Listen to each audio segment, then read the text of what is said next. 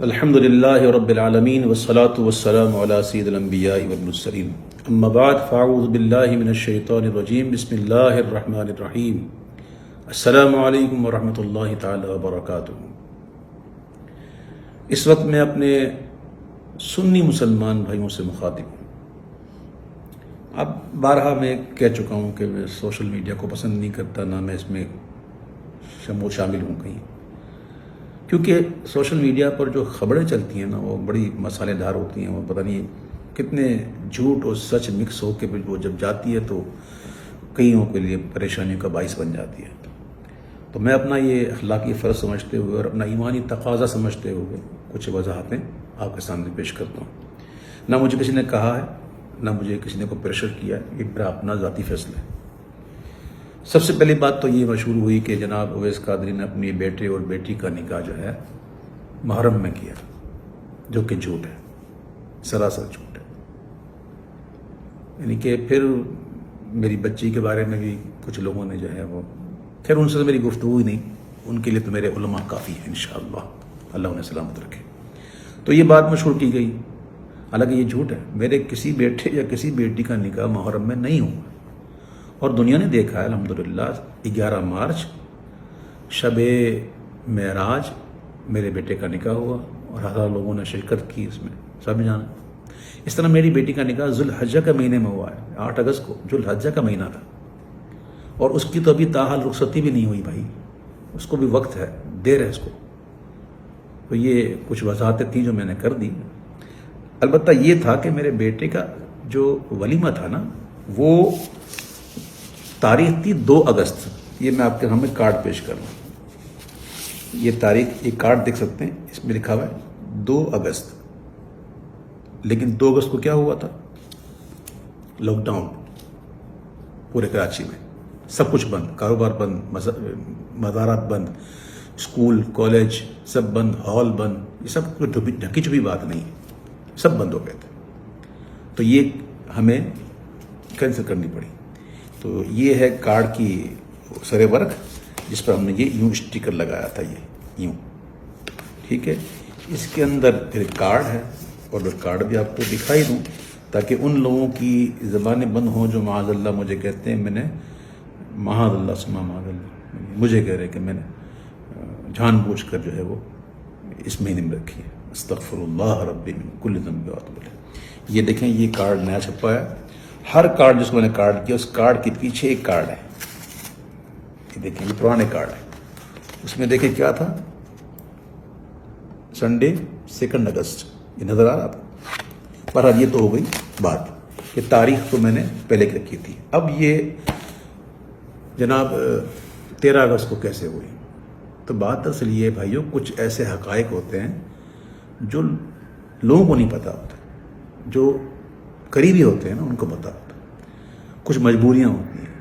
اب لوگ کہیں گے کیا مجبوریاں ہوتی ہیں؟ تو میرے بھائیوں، میں اس موقع پہ یہ دعا کروں گا کہ اللہ تعالیٰ آپ کو ایسی مجبوریوں سے بچائے، کسی کے ساتھ بھی ہو سکتا ہے، کسی کے ساتھ بھی ہو سکتا ہے۔ میں الحمدللہ جانتا ہوں کہ وہ کام جو اگرچہ جائز ہو لیکن فتنے کا باعث بنے تو اس سے بچنا ہی احوط ہے، میں جانتا ہوں۔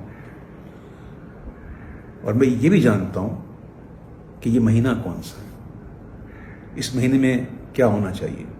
یہ جو کچھ میں نے کیا ہے، یہ کوئی مستحسن سمجھ کے نہیں کیا ہے، یہ ایک اضطراری کیفیت تھی، اضطراری حالت تھی، اختیاری حالت نہ تھی۔ لاک ڈاؤن ہوا، لاک ڈاؤن کے بعد بھی، عاشورے کے بعد بھی کوئی یقینی صورتحال تو تھی نہیں اس کی۔ اور ہال کا پتہ آپ کو کیا معاملہ ہوتا ہے کہ وہ ہال جو ہے وہ تاریخوں پر چلتے ہیں، تاریخیں ہیں ہی نہیں، تو کیا کرے بندہ۔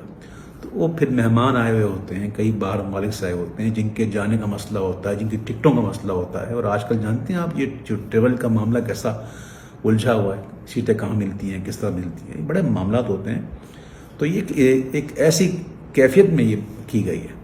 اس کے باوجود الحمدللہ، یہ میں بتاؤں الحمدللہ کہ ہمارے یہاں، میرے یہاں الحمدللہ شادی میں گانے باجے، ناچ ڈانس پارٹیاں یہ نہیں ہوتی، چاہے محرم ہو یا نہ ہو۔ الحمدللہ میں امیر اہل سنت مولانا محمد الیاس عطار قادری کا تربیت یافتہ ہوں، ان کی صحبت میں رہ چکا ہوں، اللہ کا شکر ہے۔ ہمارے یہاں یہ چیزیں نہیں ہوتی۔ ہماری دھوم دھام تو بس یہی ہے حضور کا ذکر، اللہ کے محبوب کا ذکر۔ تو میں نے اپنے بیٹے کے ولیمے کو برائے ایصال ثواب امام علی مقام شہداء کربلا میں نے منسوب کیا اور ان کے نام کا لنگر مہمانوں کو کھلایا۔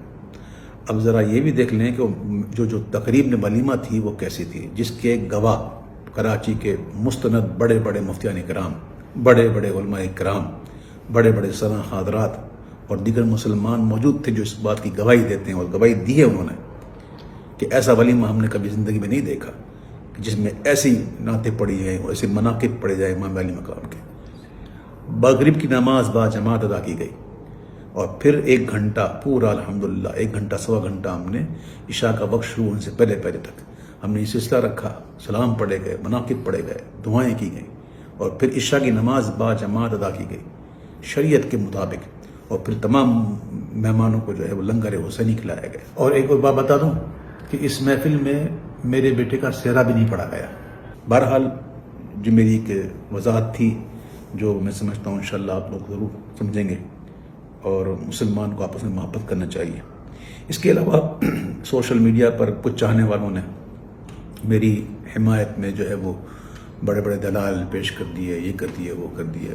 تو بھائی میں یہاں جائز ناجائز کی تو بات کرنا ہی نہیں بیٹھا، نہ مجھے اس میں الجھنا ہے۔ بس میں یہ سمجھتا ہوں کہ ماہ محرم میں یہ ایسی تقریب جو ہیں شادیوں کی یہ مناسب ہی نہیں، لیکن کچھ مجبوریاں انسان کی ہو جاتی ہیں۔ ہر سنی کا دل امام علی مقام کی محبت سے لبریز ہے، اور کربلا میں جو ان کے ساتھ ظلم و ستم ہوا اس پر دل مغموم ہے، اور یہ دل مغموم صرف محرم میں ہی نہیں ہوتا، یہ جب بھی ان کی یاد آ جائے۔ کیا آپ نے نہیں دیکھی کبھی محفل میں میں منقب پڑھتے پڑھتے کیا مجھ پر دقت نہیں ہوتی؟ وہ کون سا محرم ہوتا ہے؟ تو بہرحال الحمدللہ اللہ کا شکر ہے کہ ہمارے دل میں ان کی محبت ہے۔ سید اعلیٰ حضرت کہتے ہیں کہ جس کے دل میں غم نہ ہونا ان کا، تو اس کو یہ غم ہونا چاہیے کہ غم ہے کیوں نہیں۔ تو اللہ کا شکر ہے کہ ہم اس ماحول میں پلے بڑے ہیں جہاں الحمدللہ اہل بیت کی محبت لائی جاتی ہے۔ تو میں عرض کر رہا تھا کہ میرے کئی سنی بھائیوں نے جو ہے ماشاءاللہ محبت میں آ کر بڑی معاملات کیے، تو میں ان سے ہاتھ جوڑ کر عرض کرتا ہوں کہ برائے مدینہ کسی قسم کی اس قسم کی کوئی تقریر یا کوئی آپ نہ کریں، آپ کی بڑی مہربانی۔